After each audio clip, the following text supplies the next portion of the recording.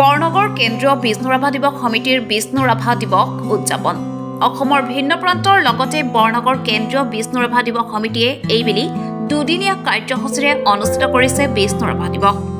প্ৰথম দিনা অৰ্থাৎ যোৱা 15 জুনত ছাত্ৰ-ছাত্ৰীৰ মাজত কুইজ ৰচনা আৰু চিত্ৰাংকন প্ৰতিযোগিতা আৰু আজি সাম্প্ৰতিক ৰাজনীতি আৰু গণশিল্পী বিষ্ণু ৰাভাৰ ৰাজনৈতিক দৰ্শনৰ প্ৰাসংগিকতা শীৰ্ষক এক আলোচনা চক্ৰ অনুষ্ঠিত হয়।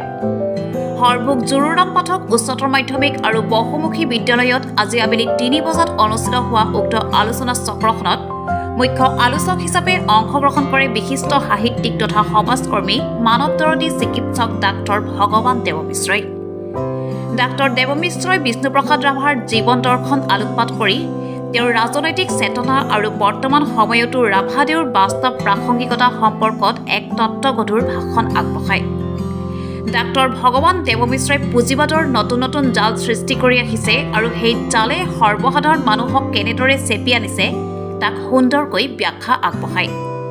আজিৰ আলোচনা চক্ৰখনত আন এগৰাকী আলোচক হিচাপে উপস্থিত থাকে বিজ্ঞান সংযোগকৰ্মী তথা পৰিৱেশিক পৰামৰ্শদাতা মানসী গোস্বামী।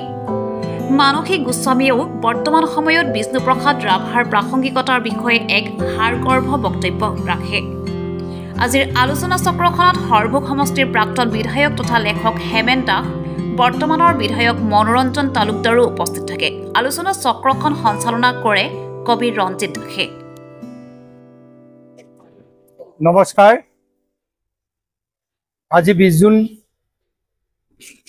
2025 বৰনগৰ কেন্দ্ৰীয় বিষ্ণু ৰাভা উদযাপন সমিতিৰ উদ্যোগত বিষ্ণু ৰাভা দিৱস আমি উদযাপন কৰিলোঁ।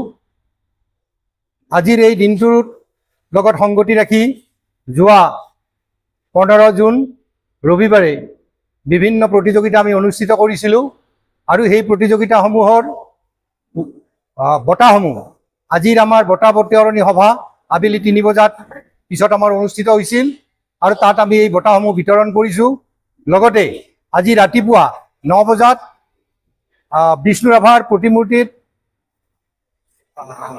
শ্ৰদ্ধাঞ্জলি অনুষ্ঠান আমি অনুষ্ঠিত কৰিছিলোঁ। লগতে আবেলি 3 বজাত এখন আলোচনা চক্ৰ অনুষ্ঠিত হৈছিল আৰু এই উক্ত আলোচনা চক্ৰত আমি 2জন বিশিষ্ট ব্যক্তিক আলোচক হিচাপে আমন্ত্ৰণ কৰিছিলোঁ আৰু তেওঁলোক হ'ল ডাক্তৰ ভগৱান দেৱ মিশ্ৰ আৰু মানসী গোস্বামী। আজিৰ আলোচনাৰ বিষয়বস্তু আছিলে আজিৰ আলোচনা চক্ৰৰ আলোচ্য বিষয় আছিলে সাম্প্ৰতিক ৰাজনীতি আৰু গণশিল্পী বিষ্ণু ৰাভাৰ ৰাজনৈতিক দৰ্শনৰ প্ৰাসংগিকতা। আৰু এই আলোচনা চক্ৰৰ পিছতেই আমি এখন সাংস্কৃতিক অনুষ্ঠান অনুষ্ঠিত কৰিছিলোঁ আৰু এই সাংস্কৃতিক অনুষ্ঠানত এই অঞ্চলৰ উদীয়মান শিল্পীসকলে গীত মাত বিষ্ণু ৰাভাৰ গীত মাত পৰিৱেশন কৰিলে আৰু তেওঁলোককো আমি ধন্যবাদ জ্ঞাপন কৰিছোঁ। লগতে আজিৰ এই বিষ্ণু ৰাভা উদযাপন সমিতিৰ এই অঞ্চলৰ ৰাইজে বিভিন্ন ধৰণে সহায় সহযোগিতা আমাক আগবঢ়াইছে। তাৰ বাবে সৰ্বস্তৰৰ ৰাইজক আমি আন্তৰিক অভিনন্দন জ্ঞাপন কৰিছোঁ।